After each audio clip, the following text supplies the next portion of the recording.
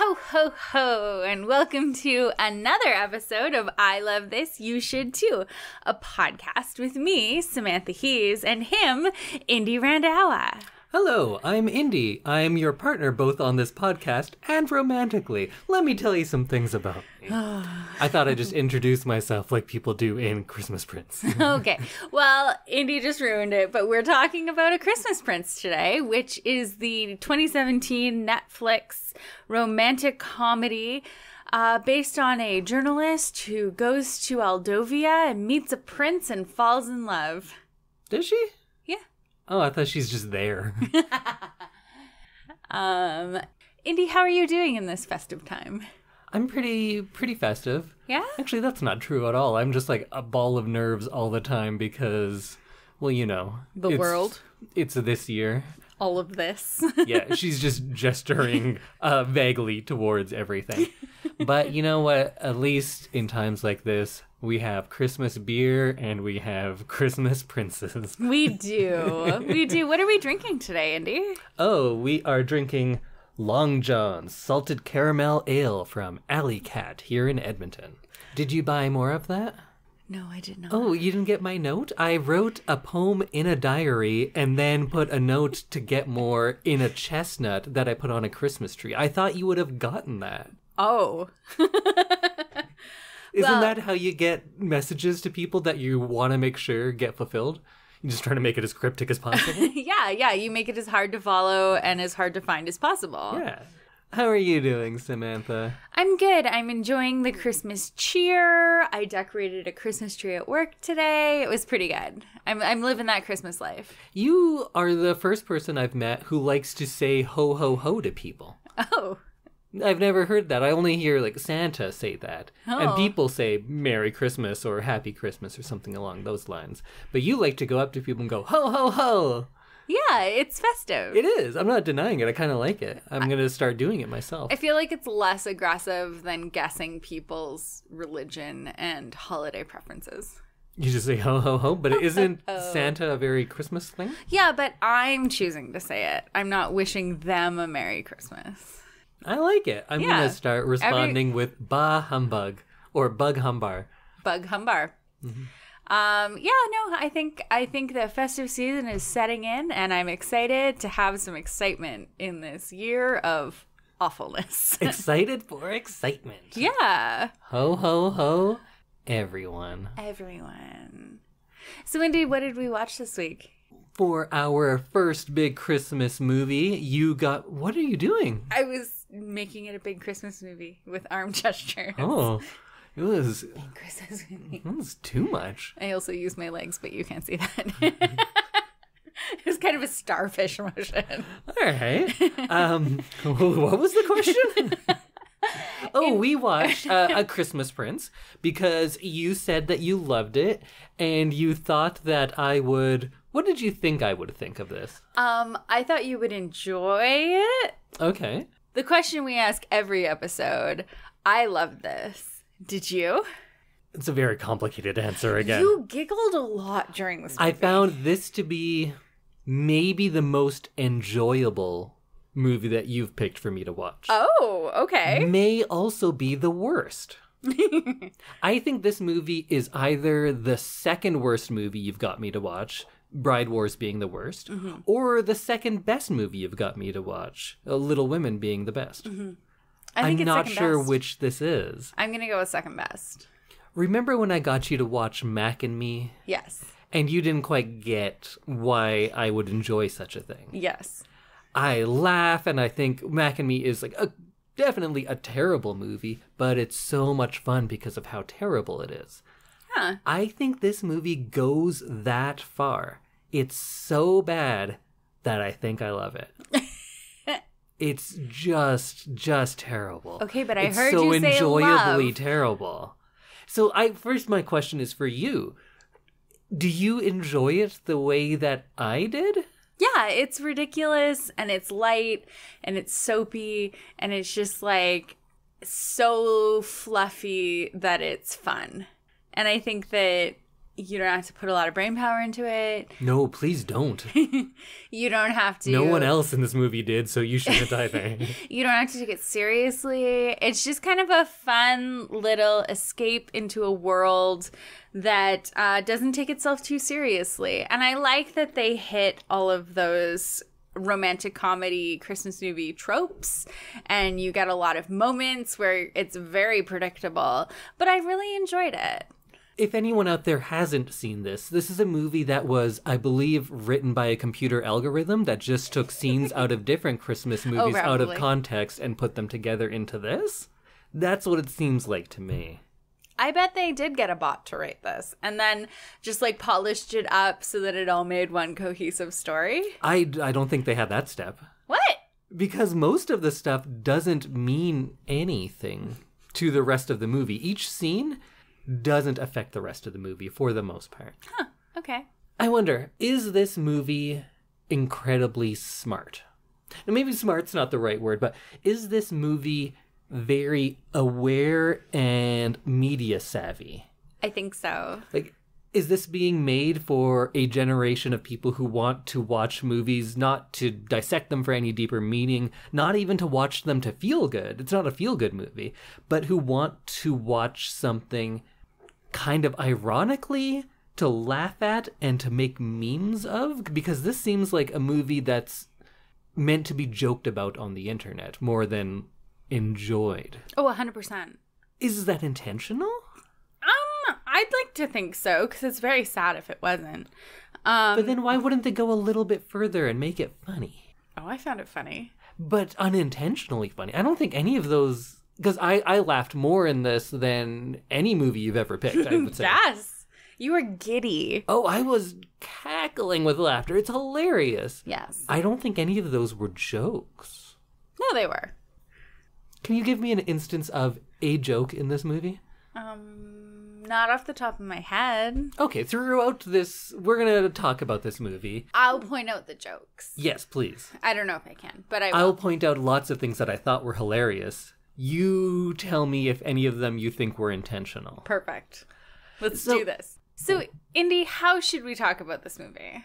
I know this is your pick, so feel free to guide things through, but you know that, of course, I'm going to be mean about it at some point. That's going to happen. Yeah. So what I thought, in the name of Christmas cheer, maybe we do 10 minutes off the beginning about me dissecting it and being serious. Okay. And then we finish our current beer, grab another, and then just go through hey, remember when this happened? Yeah, that sounds great. Indy, I'm ready for you to tell me how it is with A Christmas Prince.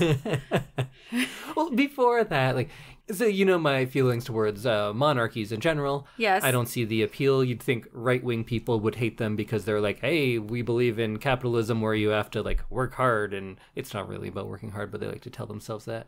And you'd think left-wing people would hate them because you're why do we need an aristocratic class that looks down on everyone and gets all of our money? But somehow everyone's still yeah, but kings and queens are real cool. So the idea of princesses and how they're shown in most of these movies, they don't do anything to earn this life. A prince, by being who they are, has done nothing to earn that. They just are literally born into it, and that's it. And it really seems how movies like this are made. And I know people are going to be don't say anything bad about Disney because I love it. And I think actually Disney movies are quite, I don't know if subversive is the right word because they're still Disney, but they are trying to buck that trend as much as they can with many of their princess characters. But unfortunately, movies targeted at 30-year-old women don't try to empower nearly as much as cartoons targeted at 5-year-old girls. Mm-hmm.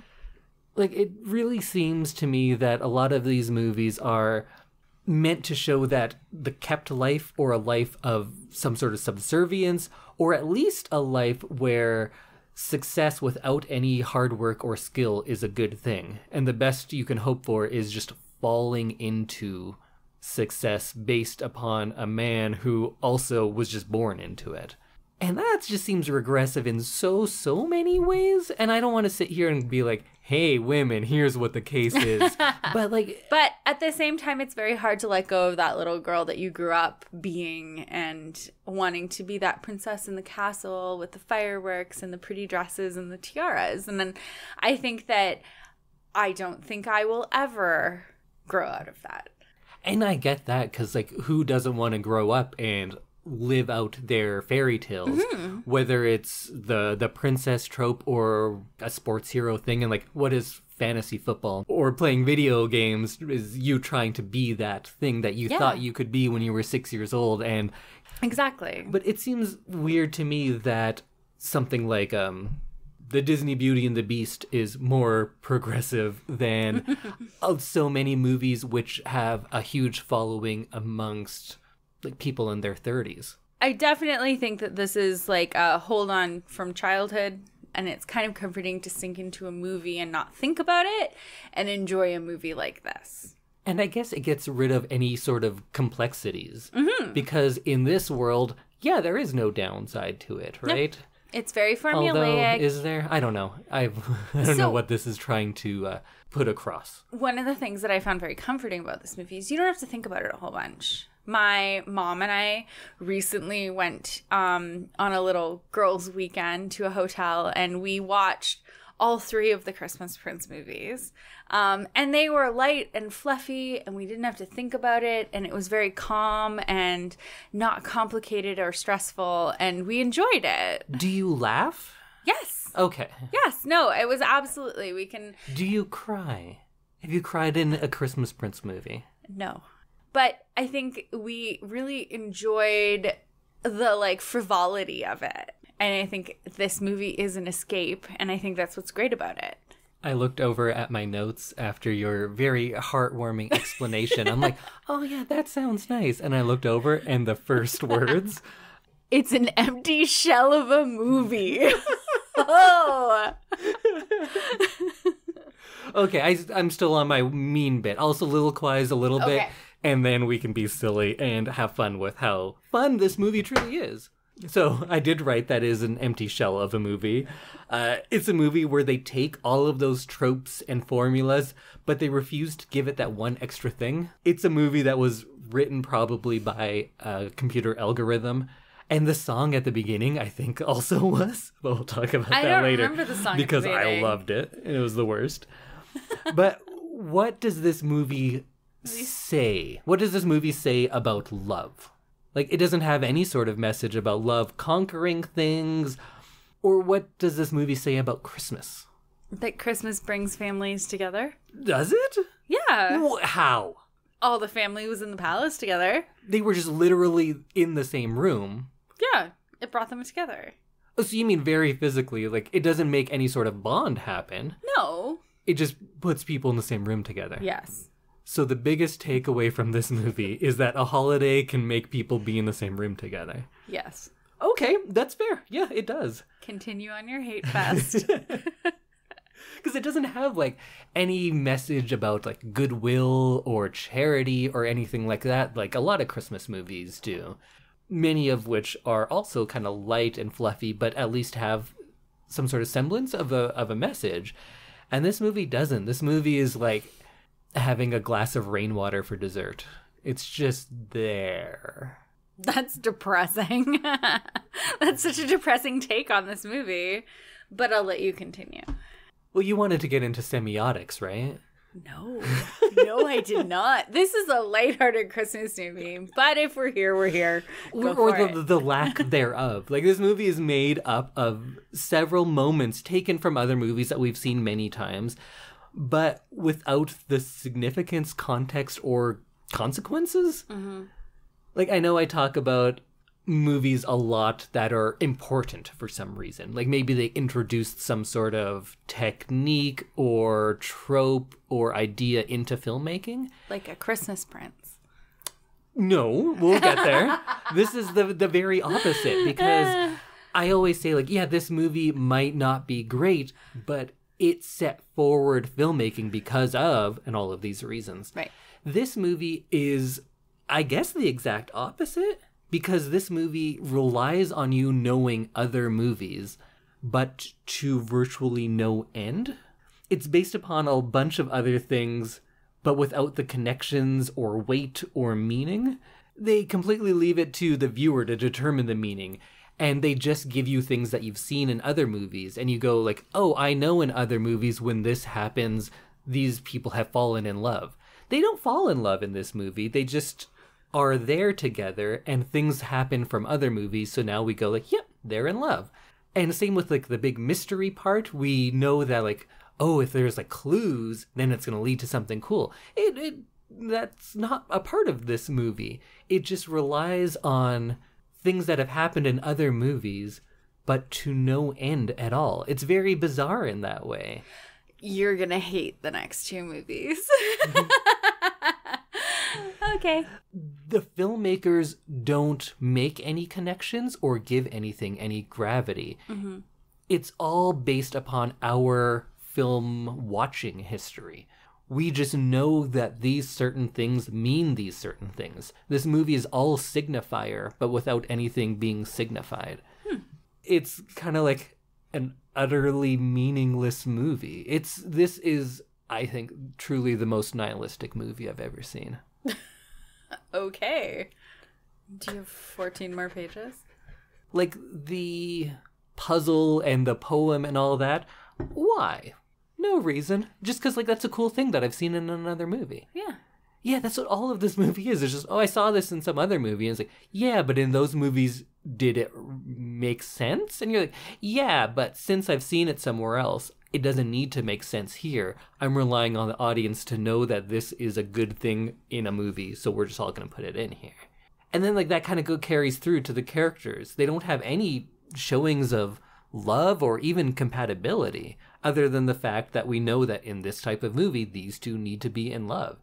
This just gets more into the idea that, like, which I think is kind of damaging, not just for women, but for everyone, that the only important thing that he has is the outward show of being a prince. He has no real characteristics other than wealth and a title, and she falls in love with him. And does that just say that the money is more important than any human connection? I don't think it goes that far, but it doesn't make any attempt to negate that kind of thinking. I guess this is like all childhood wish fulfillment, right? You get to see a princess or someone who's not a princess become a princess, or absolutely get on the way there. But get on the way. She's on the princess path. Yeah, she's on that princess train. The princess train. I wish I was on the princess train. But it seems like the only wish actually being fulfilled in this movie is that commoners can be looked upon favorably by royals. That's like really it. There's not any sort of true love that she's experiencing. She doesn't really gain anything from anything that happens in this movie. I don't think she's changed or learned. She's just like, well, a prince kissed me, so that's a good thing. It seems like what wish fulfillment should have been in a feudal state. So you're familiar with Christmas movies, right? Yes. Because so many. Christmas movies are just stereotypical tropes. But they're, even the bad ones, they're like, well, you know what? At this tough time, we all got together and I learned the real spirit of Christmas is to blank, is to give money to charity, is to put my family before work, is to, there's something at the end. This one is, the real meaning of Christmas is, actually, is this a Christmas movie? Yes. Why? Because there's a Christmas prince. But the argument often with Die Hard, people say Die Hard's not a Christmas movie, it just takes place at Christmas. I, of course, believe it's a Christmas movie because it's totally a Christmas movie. There's Christmas music, there's Santa hats, there's... You were that Die Hard guy. John McClane, yes. Yes. I was John McClane to a Christmas-themed Halloween party. Yes, we were. And it takes place during a Christmas party. This movie has much less to do with Christmas. Like, the coronation happens on Christmas. Yeah. What else is Christmassy about it? They decorate a tree at the beginning. Okay. She's missing Christmas with her dad because she has to go report on a story. So all of those things are like, the time is Christmas, that's correct. Yeah, but it's like snowy and fun and Christmassy. Yeah, because the time is Christmas. Yeah. But there's no typical Christmas themes in this about like togetherness or charity or goodwill towards men, all of that sort of stuff. No. So I think this is less of a Christmas movie than Die Hard. I'm still going to say it's a Christmas movie, but Die Hard is more Christmassy than it. That is a very crazy stance to take. I don't think so. Because like the amount of Christmas-themed stuff in this is very low. I think that this is still a Christmassy movie. I think it is as well, because I think you can just set something at Christmas and say like, hey, it's Christmas, and put a few Christmas songs in it, and it is then a Christmas movie. Mm-hmm. I don't think this has any type of Christmas theme to it, though. Okay. That's your opinion. What is the Christmas theme in it? It's in a palace at Christmas. They make Christmas cookies. Again, I agree. Those things all happen, but that's what I just said, that it takes place at Christmas. Yeah. But it doesn't have any things that we typically consider Christmas themed. I still think this is a Christmas movie, though. I agree. Okay. You gonna tell me how this is an empty shell of a movie again? Sure, if you want. I think you're thinking about this too hard. If asking what a movie believes in or what characters want is thinking about it too hard? I don't agree. There are movies where they have a point and the characters want things.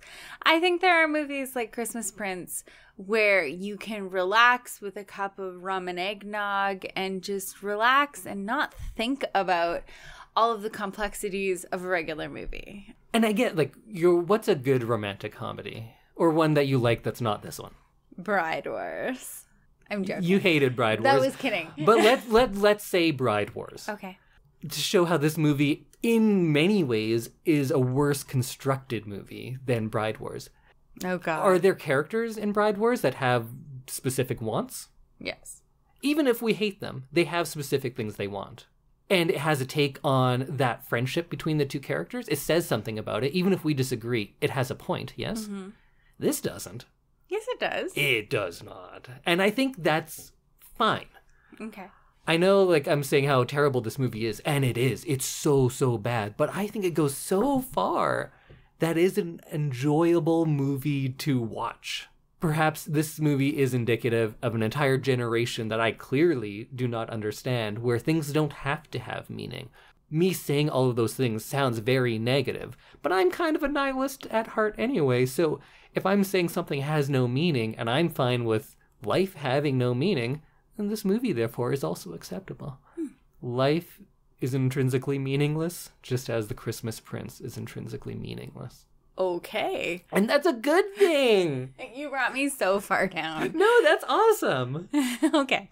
Because when was the last time we laughed this much during a movie? Like, never? It's hilarious. You were giddy, like, the entire time. Oh, I cackled throughout it, yeah. It's very, very funny. It's a very enjoyable movie to watch.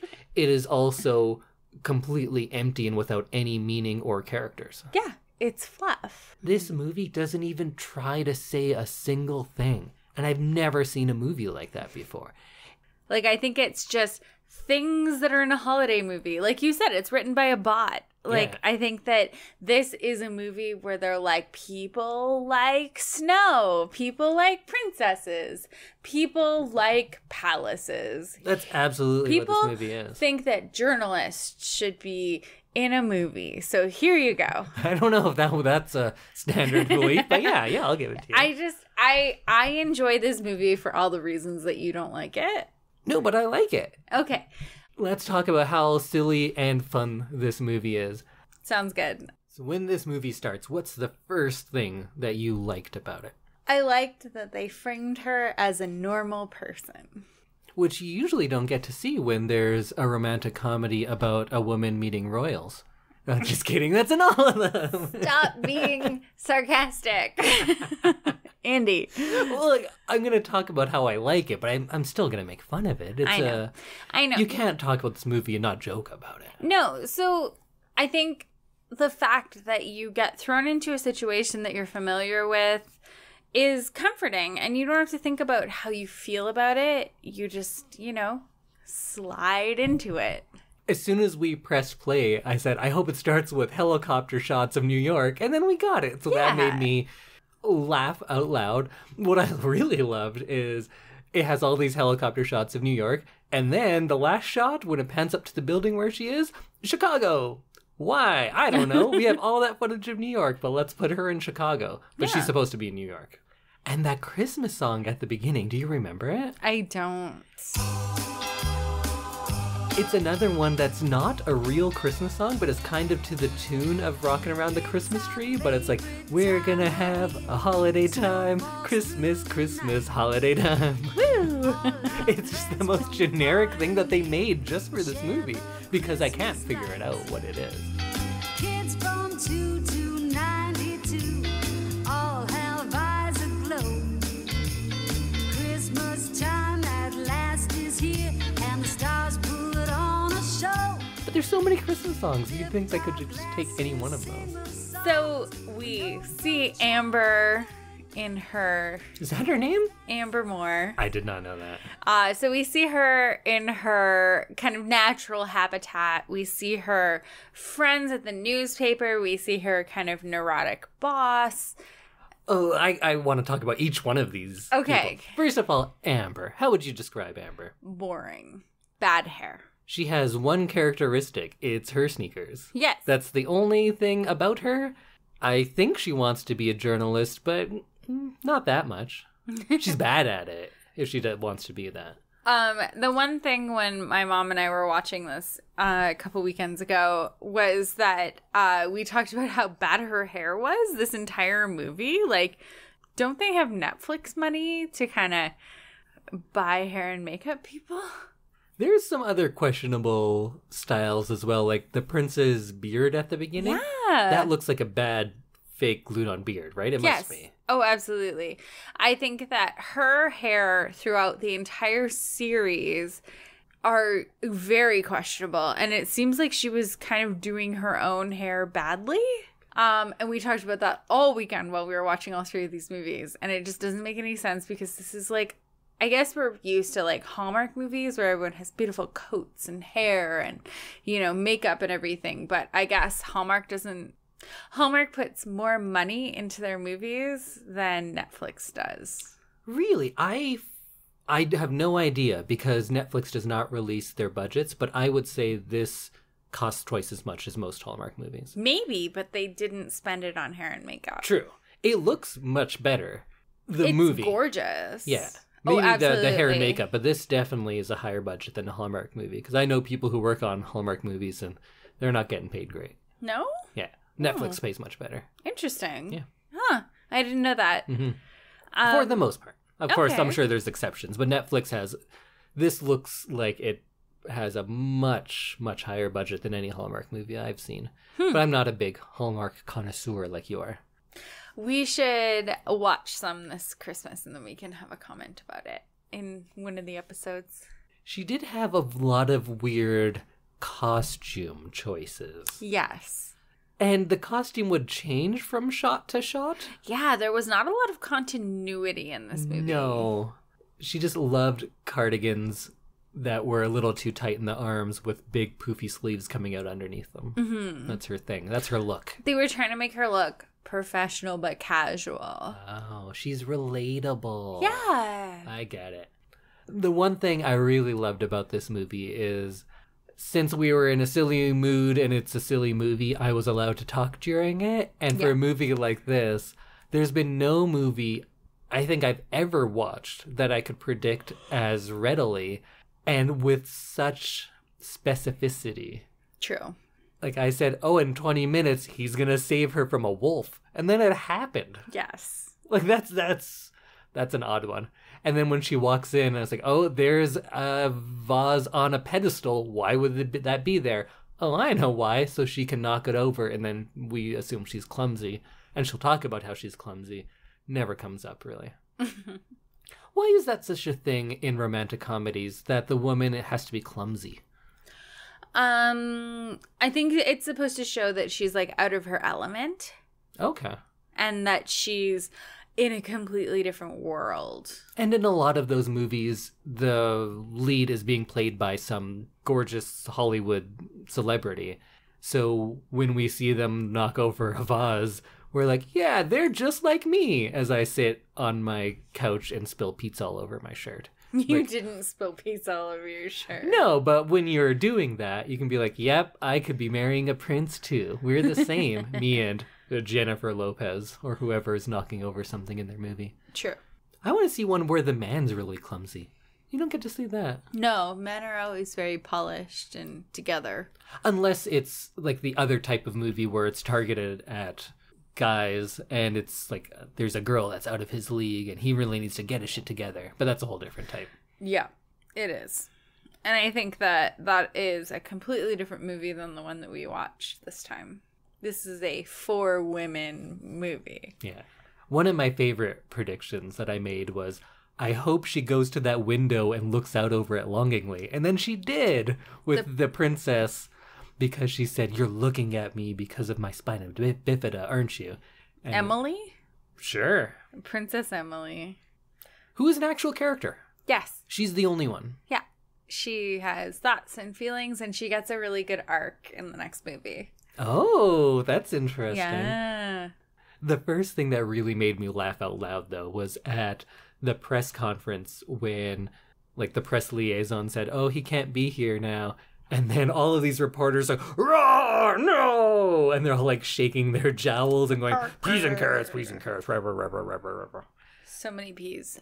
So many carrots.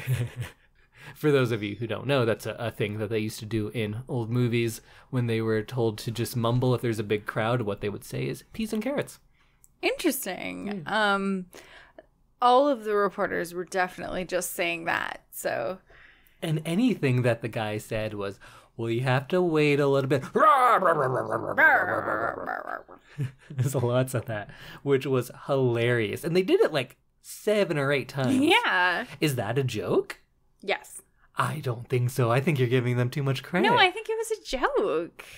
I think this movie is very self-aware, and I think that they are pushing all of these classic like Christmas romantic comedy things to the nth degree, and I think that is what makes it such an enjoyable movie, is because it's hilarious.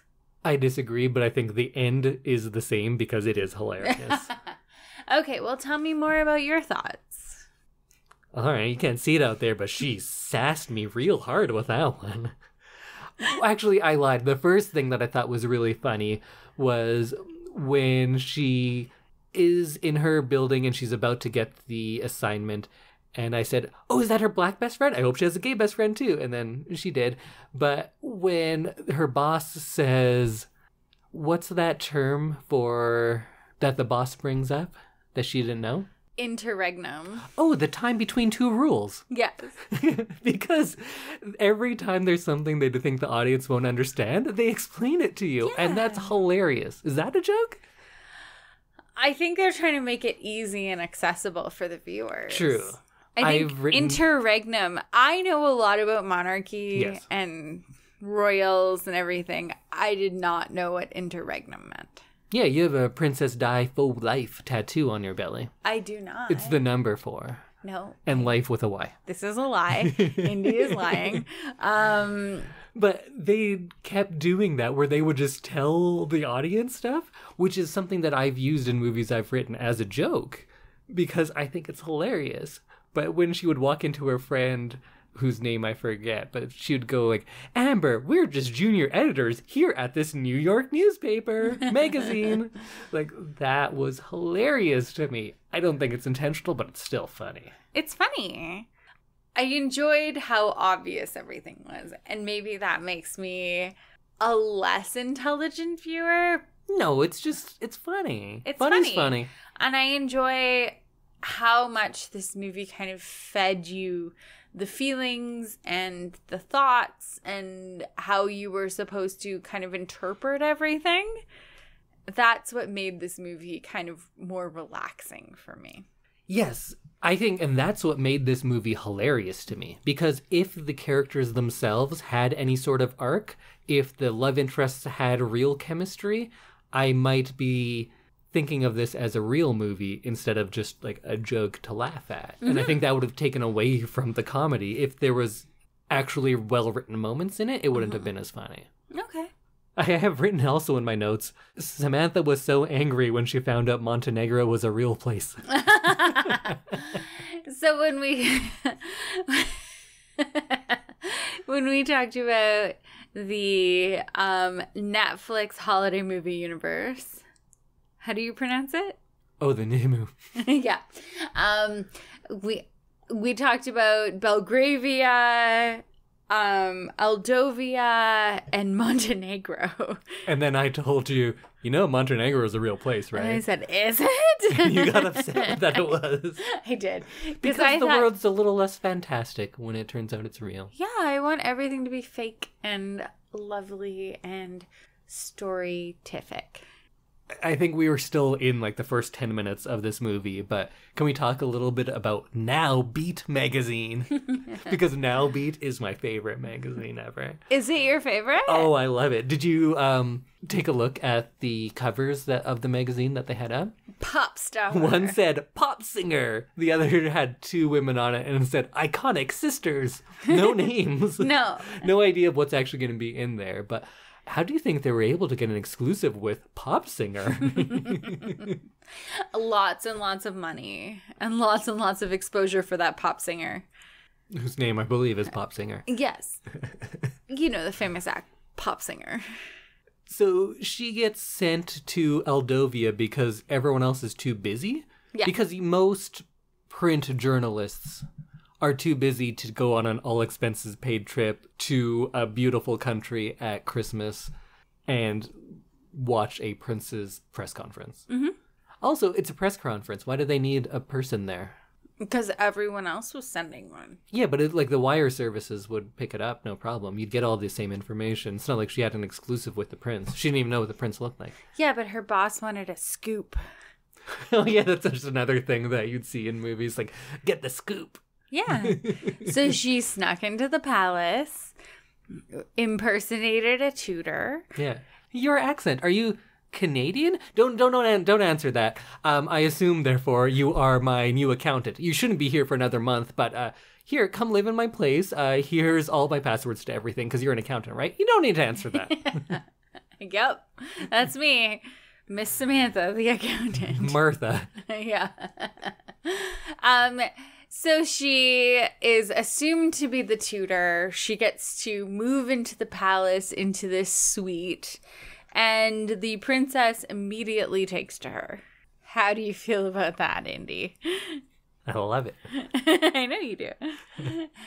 I just think if you're going to ignore anything that could possibly make your job of making this movie difficult, because they don't do like actual motivation or anything like that. If you're going to ignore all those, I want movies to get to the point where they can ignore the part where they have to have that fake fight. Because as soon as, I think her name's Sophia, was introduced, Yeah. I said like, oh, he's going to kiss her and she's going to see it and then she's going to take it out of context and it's going to be a big fight.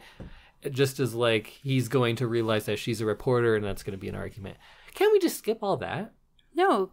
Why? It's not about plot or characters, right? It's just like the loose idea of romance and pretty stuff and Christmas. Why just take out all the bad stuff then? Just take it out. We don't need it. Just make it all good. Because that's how they give it substance. No, there's no substance to this movie. No, if there's right. going to be substance, then make actual substance. I think if you're going to cut out all of the good things that could be in a romantic comedy, just cut out those bad parts too. I hate when every romantic comedy has to get to that point. That's why Roman Holiday is the best one ever, because it cuts out that one thing that this movie is based upon. But we'll talk about that later. Because I feel like maybe you don't remember Roman Holiday enough that I can use it as my pick. No, I don't think I do. I think it's one of the best movies I think ever I've seen it like twice, but I think I was very young when I saw it. It's a princess romantic comedy that I think is one of the best movies ever made. And it has Audrey Hepburn in it. Who's the greatest actress Ever. of all time, perhaps. Okay. We should probably do Roman Holiday. Let's just go watch it right now and skip all this. Okay, bye. What did you think of the princess in the wheelchair? I feel like she's her own topic here. Well, she's the only actual character Yes. in this movie. She's fun. I liked her. She's probably the only character I like, actually. I definitely think that Princess Emily is the only one with like an actual personality. I enjoyed how she interacted with all of the characters. I think she was kind of cold to the right characters and loving to others. And I think that she is the true kind of driving force of this movie, because she makes it seem, you know, okay to like these people and not okay to like these people. She's kind of the temperature of the movie. And she gives the best performance in the movie as well. Oh, for sure. For sure. What do you think of the Prince? Prince Richard? Stephen Ward, Prince Richard. Ben Lamb, Prince Richard. Is that the actor's name? Yeah. His birth name was Stephen Ward. That's why. Oh, that's right. It was on screen, so that's the only name I could remember because I got to read it. I thought he was lukewarm. And yeah, that's what his name should have been. didn't Lukewarm. Prince Richard. I don't think that he really flexed his acting muscles and was a true character in this movie. No, he's Lukewarm. he's like Olive Garden, right? Right. He's there. Some people like it because they haven't seen anything better. Mm-hmm. But I don't know if he's a terrible actor. He had nothing to work with, so I can't completely blame him. But he definitely didn't elevate anything. I liked at the beginning when he had that terrible beard, he looked like Tom Jane when he was playing a homeless person in Arrested Development. And then later he looked more like Mike Birbiglia. So he's like Tom Birbiglia. Interesting. What's something you could tell me about this prince? That he doesn't want to accept his princeliness. Is that the case? Yeah, because he was out partying and sleeping in a tent. But he wasn't out partying. Like, this movie sets up this thing where, oh, he's this playboy, and then she meets him, and he goes, oh, actually, I'm not. And she goes, oh, okay. So then why even have that misdirect? Because it was in some other movie and it paid off. In this movie, they just go, that is actually not the case. Oh, I understand. So he wasn't like a party playboy at all. I think he's not a fan of the press. I think the only thing I know about him is he's a prince. Yeah. And that's all you need to know about him. He's a Christmas prince. But not really. Yeah. He was a prince before. He's a Christmas king, really. Oh, so this movie should have been called A Christmas King. That doesn't have as good a ring, though. The Christmas King sounds like a different movie. Sounds good, though. Yeah. It's probably better than the movie that we watched. But less enjoyable. Yeah. It's more serious.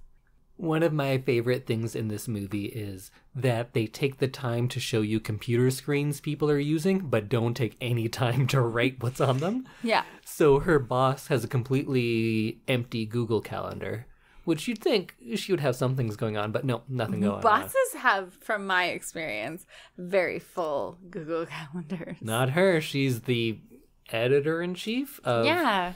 What's it called? Nowbeat. Nowbeat. Oh my god, that's so bad. Nowbeat magazine. Like, all of those things sound like they were jokes, but I don't think it's intentional that it's called Nowbeat magazine. Also, my very favorite was Amber's notes for the article she was writing. Did you get to see any of those? I didn't read them. So one said, "The prince still reluctant. Why?" All caps, 3 exclamation marks. And then the next note is, "Have to find out," 2 exclamation marks. And then, "I have to dig deeper." So her notes are like, do more work. Yeah. I don't know Work anything. harder. We'll find out later. I think I'm finally getting to know the real prince. ... So not what I thought. No wonder she's a terrible reporter and is getting like all the garbage stuff, because she can't write. Even her notes should have more information than that. Oh, true. True. So I just wanted to mention that Ben Lamb, the actor who plays Prince Richard, was also in one of my previous Thing of the Weeks as one of the brothers to the White Queen. Oh. It's a whole thing. So he was a prince in that. He was a prince in that. No, he was a duke. Is he handsome? Yes. Are you sure? Or is it just because he's a prince? I think he's good looking. But if he were wearing like a hoodie and jeans and you saw him on the street, would you be like, whoa? No, I wouldn't be like, whoa, but I'd say that's a good looking guy. I think he's very average. And I don't want to sound like I'm insulting this guy based on his looks, but usually if you're not going to be a good actor and you're playing a prince, you'd at least be like very handsome. He just seemed very average. Like I think Mike Birbiglia.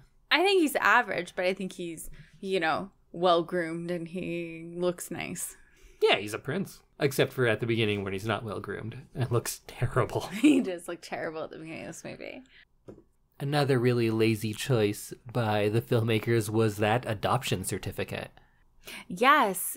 It was like a fake award you win in kindergarten. They didn't even take the time to put like a real gold seal on it. It was just printed.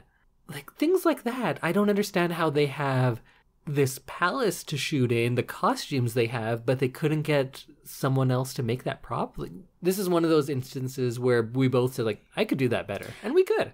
I am an administrator, and I could make that look way better than it was. It's not the best. Buy the 20-pack of gold seals and the stamp from Staples. There you go. Make it look better. I did find that disappointing, but that's not something that I really noticed when I was watching it without you. What did you notice? When I was watching it without you? Sure. I noticed that her hair was really bad. I noticed that it was very formulaic and predictable, but I also noticed that it made me very happy. Like in a heartwarming way? Yeah. Okay, I think that's the only real disagreement that we have on this. I think we both appreciate it for what it is, but I don't think it's heartwarming in any way. I think it is very funny. I think it's on par with Mac and Me. Okay. But Mac and Me is a little bit better. No. Because Mac and Me's wheelchair-bound child actor was actually in a wheelchair. Oh, I forgot that they both had wheelchair actors. And they both have hilarious aliens. Who's the hilarious alien? I don't know. I couldn't pay attention to all of this movie. It couldn't hold me that well. Okay. If she had some more races in her wheelchair, then maybe this would be better. But because of that, Mac and Me's a little better. She tobogganed and survived. Did she fly off a cliff in a wheelchair? No, Mac and Me's better. Flew down a snowy hill. Also, she didn't. She gradually came to a stop and then kind of set herself out of the toboggan. I still think it was dangerous. No, we just watched that, and she just kind of slowed down and fell off of it. Oh, another thing, when we're talking about all the different screens and bad props, towards the end of the movie, do you remember what Amber's blog was called? No, I don't. Amber's blog! Oh, that's so basic. And on this top of the screen, it has like a quill, and it says Amber's blog. Oh, at least she got the art to go with it. We should probably talk about the big twist in this movie, which is that he was an adopted prince and they have to solve a poem riddle and open up a hidden acorn to find the truth. I liked the clue in the acorn. That was fun. It is. Also, why? Because he died before he could give it to his wife. So if you were passing a law, why would you want to make it hidden in a poem? I don't know. I think that it was like a game that the king and queen were playing together. That's how they pass legislature in this world? No, I think this is like a gift. Like he's like, I'm going to make our son legitimate and here's a fun game for you to find the documents. And oh, that actually makes a little bit of sense. That's like between them, right? Like, but he died before he could actually enact his whole plan. Right. But that makes sense. That's a good explanation. But if you are passing a law that ensures your family's future, maybe don't hide it in an acorn. Maybe contact your lawyer. I think he thought that he was going to be alive longer than he was. But laws should have some sort of... I think that he didn't know he was going to die. No, of course he didn't know he was going to die. He wanted to surprise his wife with this and then say, in the new year, I'm going to make this a law. But tell one person. Probably. Tell your counsel, your No, lawyer, you're right. your prime minister. You could pass this along as a thing. But I don't know if acorn messages are legally binding. I don't think you should put it in an acorn. I'm going to agree with you on that. If you want any of my money after I die, you're going to have to search.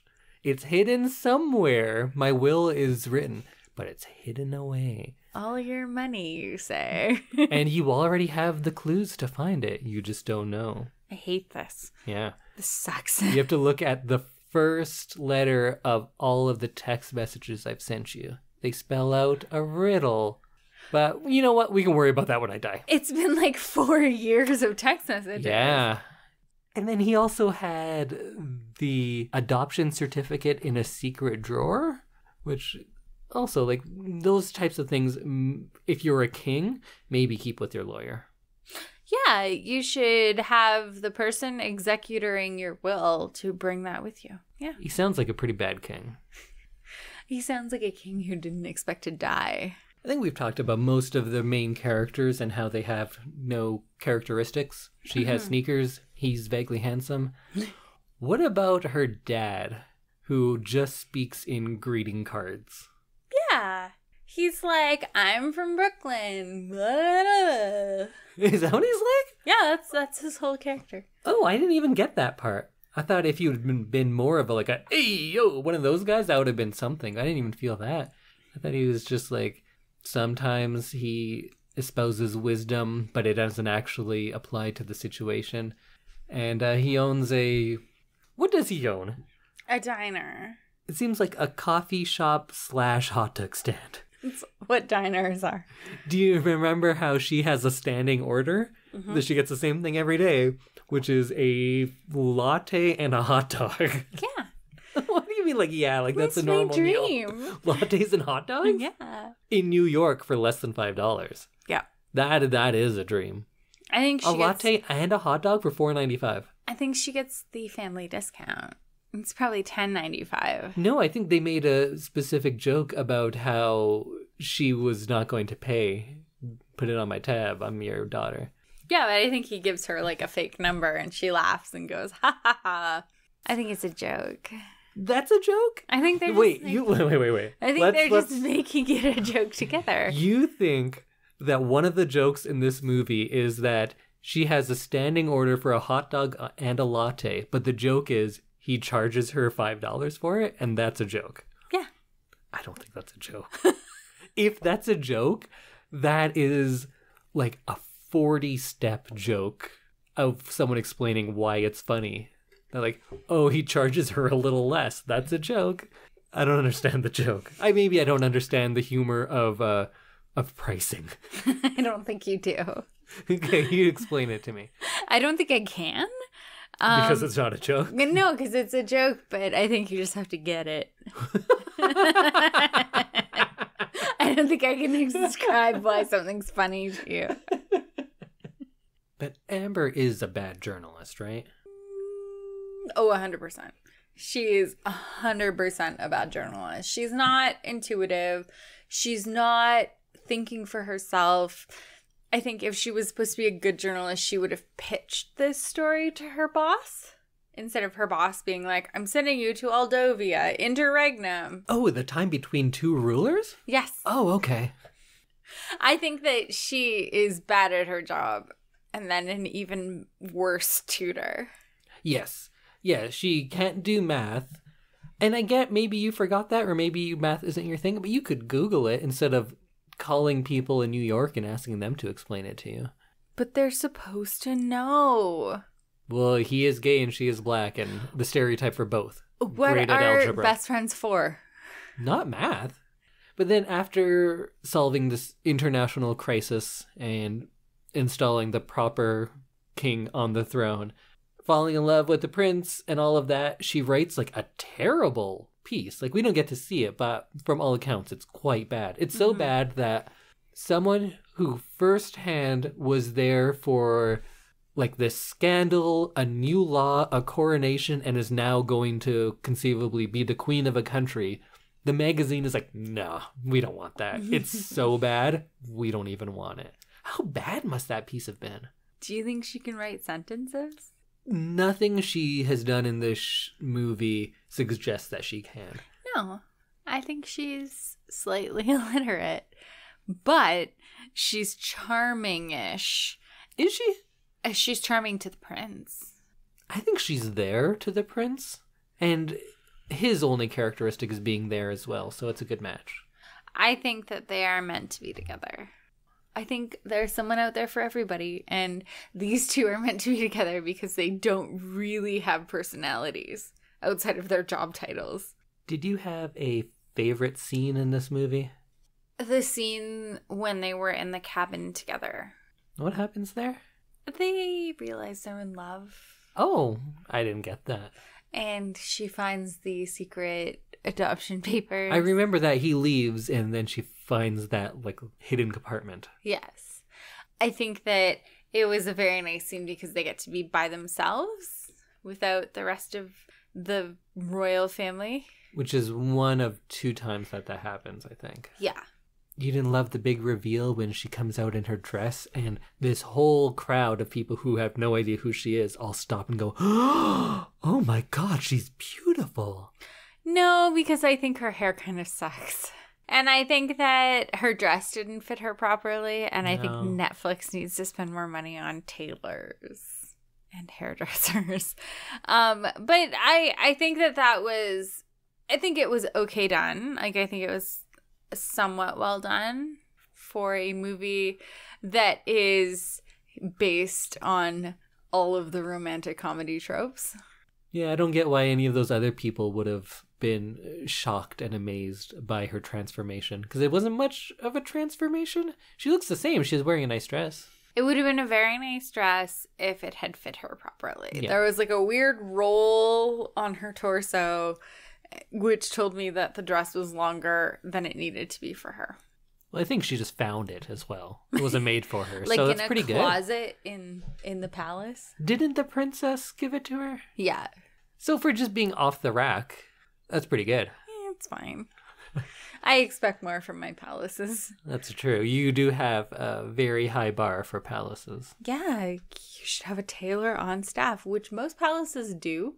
So I feel like she should have been able to have that role taken out. If they don't have security, I don't think they have quality tailors. Okay, well, this is the one palace in the world that doesn't have security or tailors. So you think that they do fall in love? Oh, 100%. Do you think we see them fall in love? I think there are moments that lead you to believe that they fall in love. That was the most diplomatic roundabout answer of no, this movie's great. There were some moments that led me to believe they may have fallen in love. Yeah, That's because my they kissed. political answer. Yeah, they kissed. That happened. Yeah. But he turns around and looks at her as she comes down the stairs. If everyone married the person they looked at longingly once and kissed once and had 2 meaningful conversations with, the world would be very different. It would be very different. We wouldn't be together. Because we would already be married, both of us. So what's the most unbelievable part about when he comes to propose to her? Or you can tell me which one of these 3 is most unbelievable. I'm ready. The streets of New York at the stroke of midnight on New Year's Eve are completely empty and quiet. Mm-hmm. That this prince, who apparently is jet set, goes around the world, meets all sorts of people, has fallen in love with this woman because they talked twice. Mm-hmm. Or that she has a ring which is probably radioactive because of the way it glows. I'm going to go with number 3. I think it's an Energon cube from Transformers.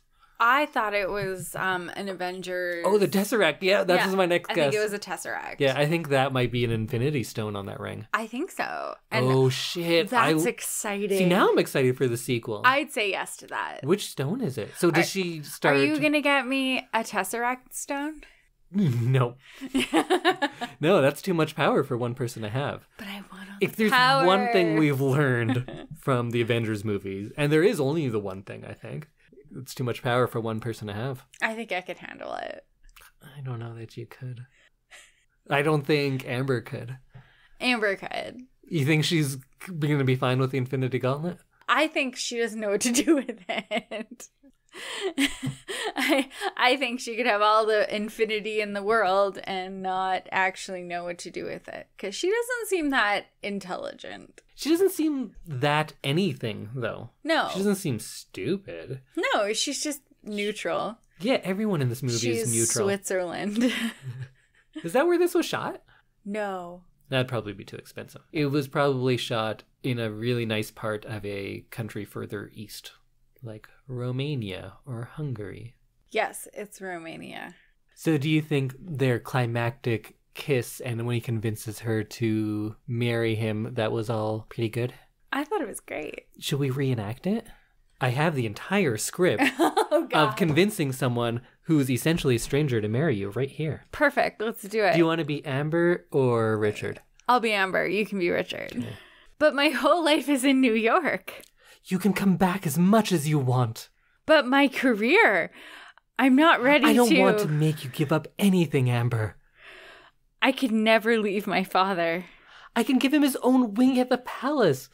Or I can buy him his own diner in Aldovia. Or we could just pick this one up and move it. How do you pick up a diner that's attached to a building? Well, now they're in love. Oh, right. Anything's possible. I'm in love with you more now that we've read go. That. That's all you need. You just need to say, like, yeah, you know what? It's cool. And then she's like, all right, let's get married. Not anything about the person, but just like, can I still go to the diner? I can? Yeah, okay, I'll marry you then. Perfect. I think that's true love. I think you just demonstrated true love to me.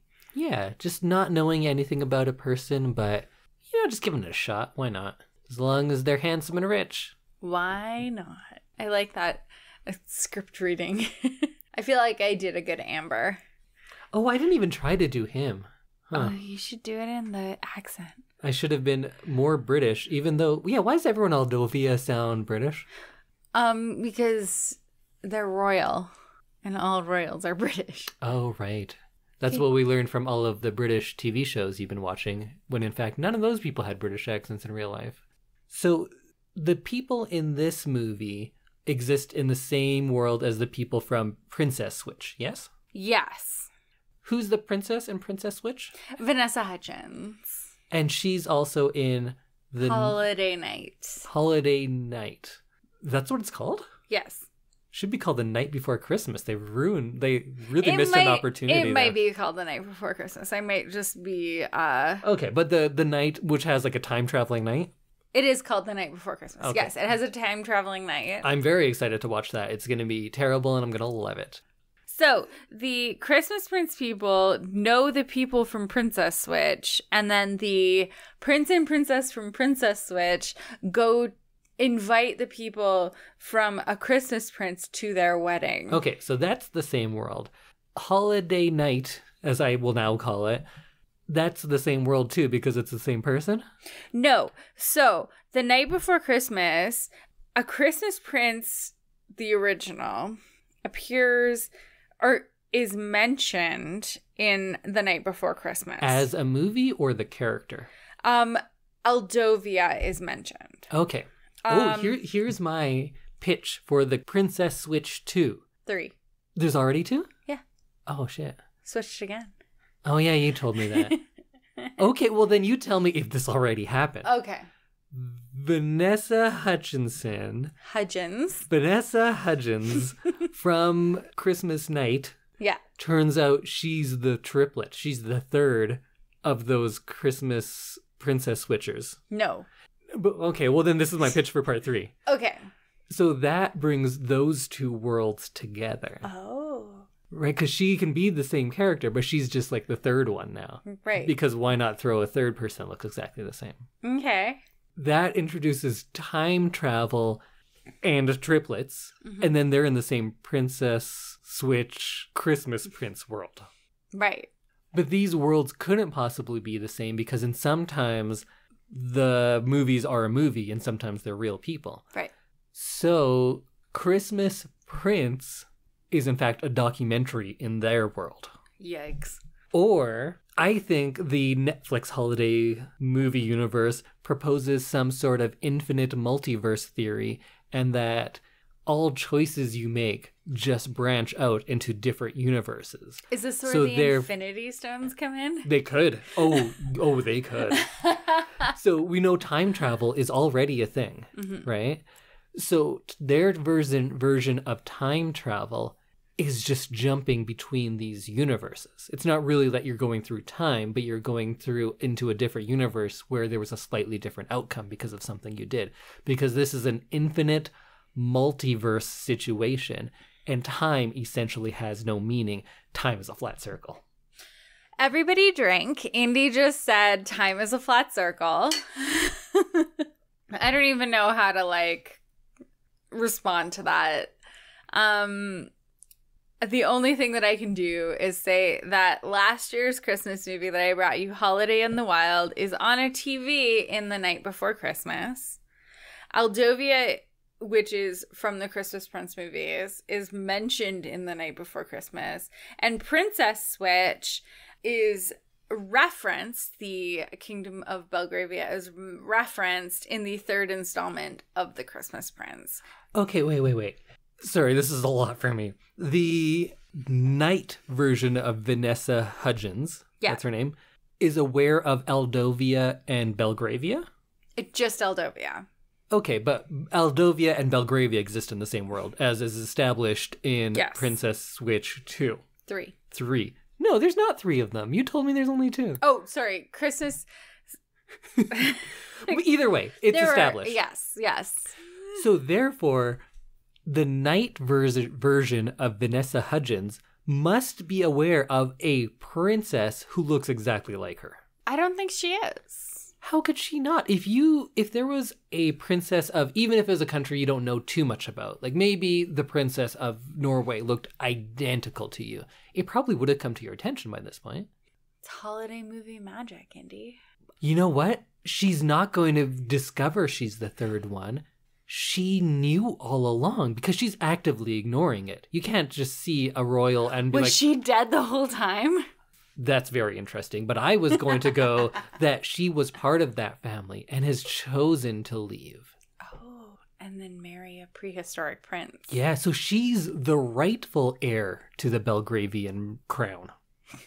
And then this night, I haven't seen any of these movies, but I'm theorizing a lot. So she's not the heir to the Belgravian crown. The prince is that the Duchess of Montenegro is going to marry, who is Vanessa Hudgens. Wait, Montenegro? See, when they're mixing real places, then it's confusing. It is very confusing, which is why I didn't think Montenegro was real, because I was like, these are two very unreal places, even though we have a neighborhood in the city we live in called Belgravia. I just think that there are too many things and it's all fake. In Princess Switch 2, that already exists. Yes. Does a third princess come into play? Third doppelganger, that is. Yes. See, it should have been her from The Knight's Tale. No, not Knight's Tale. Night Before Christmas. No, it's the bad cousin. The naughty cousin. Oh, that's fun. She's bleach blonde. Oh, that's and she's got tattoos. Oh, okay.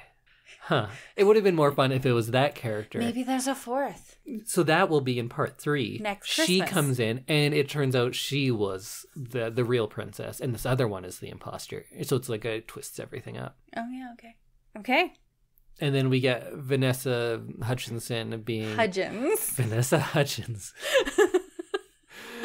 We get Vanessa Fudgems. Oh, my God. Which is my favorite kind of cookie, a Fudgem. We get Vanessa You're Fudgems a Fudgem. pulling a real like Nick Cage in Adaptation and playing against herself. But one is like a really dark take, and she'll be nominated for both Best Actress and Best Supporting Actress in the same movie. Oh. That'll be... Is she good? I've never actually seen this person in anything. I think she does a pretty good job. She does a better job than Miss Martha.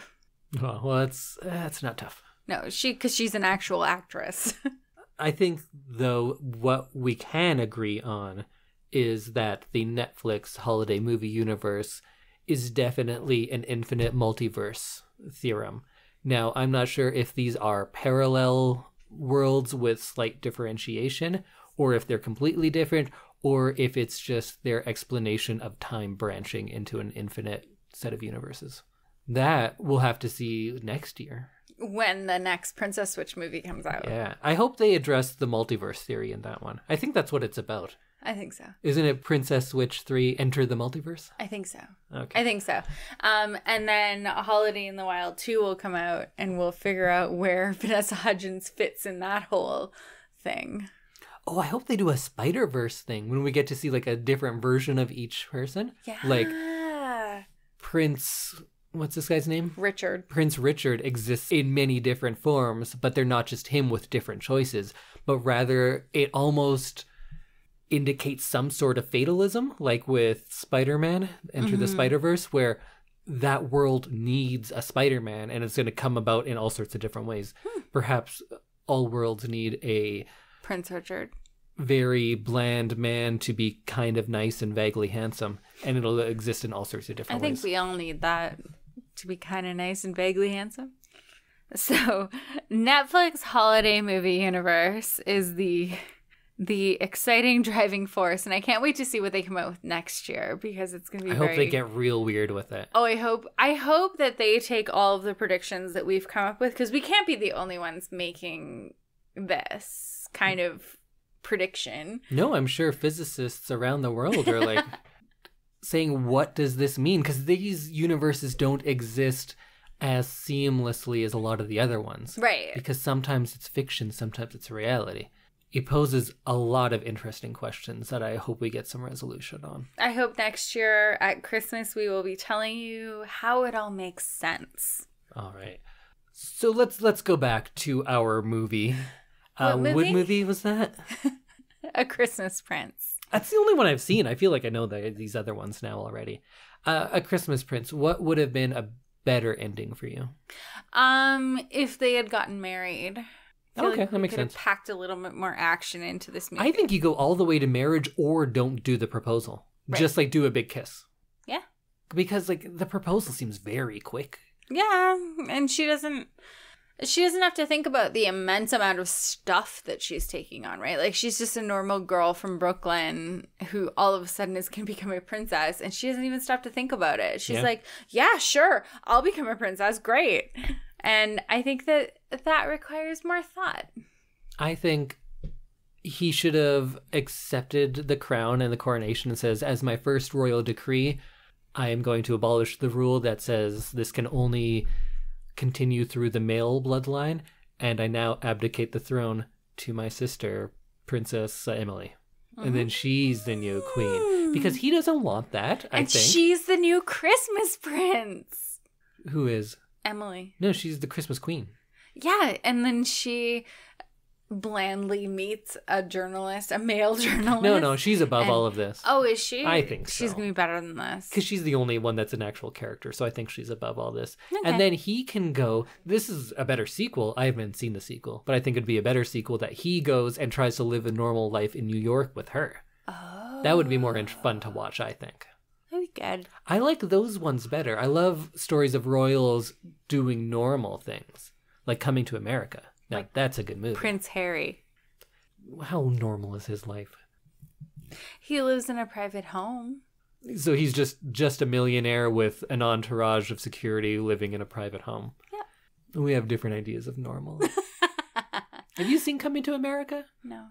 It's very good. I think don't you might know. not like it. Is that a movie? Yes, it's a movie. Okay. It's about a prince who wants to experience a normal life, so he comes to America and lives in New York and meets like a regular person and won't tell anyone he's a prince. It's very funny. It's very good. But yeah, I think he should abdicate in favor of Emily. I was going to ask, what's your theory for a sequel?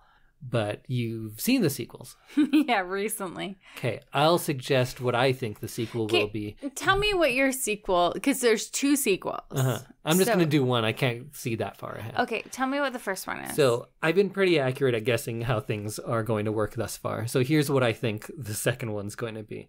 So we have Prince Richard, and he's trying his best to be the king that his father was, but secretly, Emily is bitter, and her rage is just increasing all the time. So then she gets involved with some, I'm going to say witches, She uses some sort of sorcery and she's going to try to claim power. And I just want to see a climactic showdown where she's in a full suit of armor, but still with her crutches, but they're like weaponized crutches now. And she's trying to take the crown for herself because she's been looked over and she's more deserving. Is that accurate? No.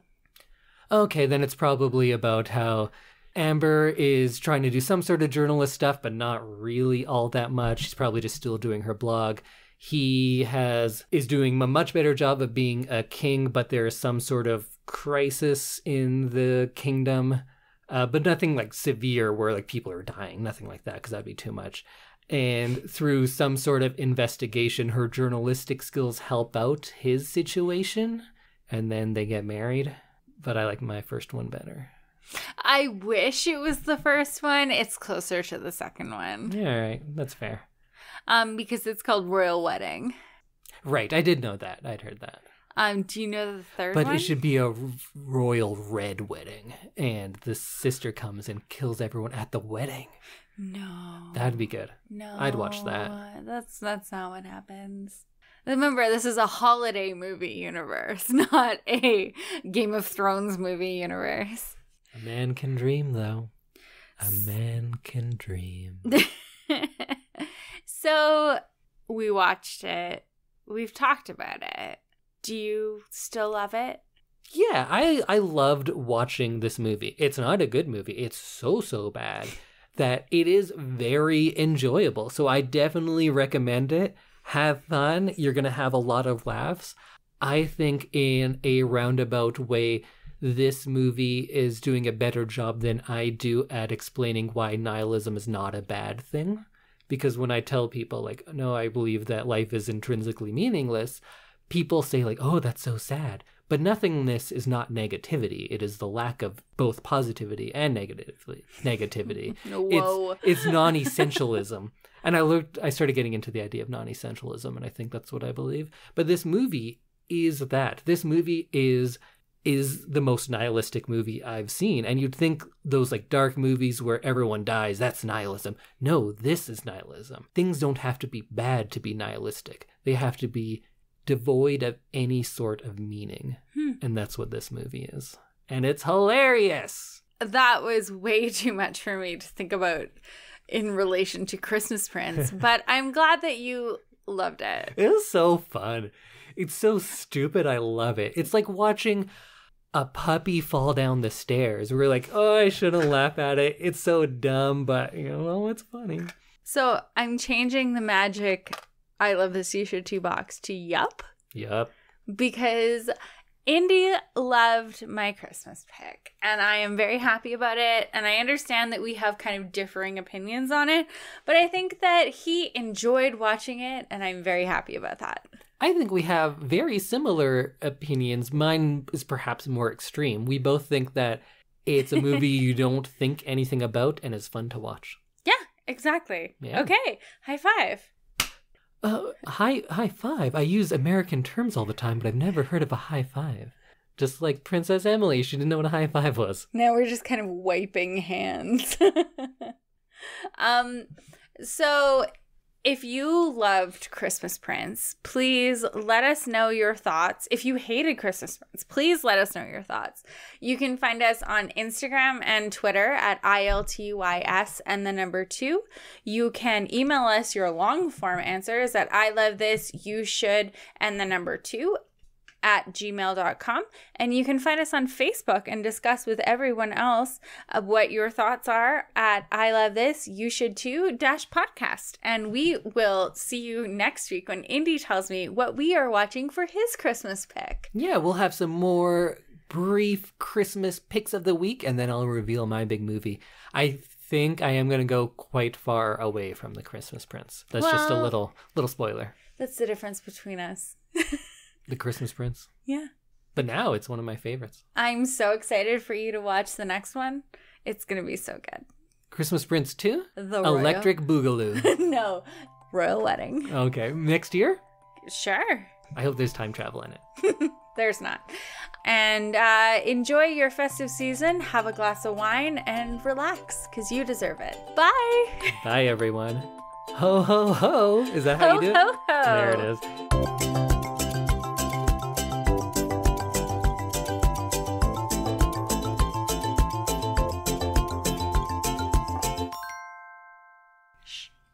was talking to you.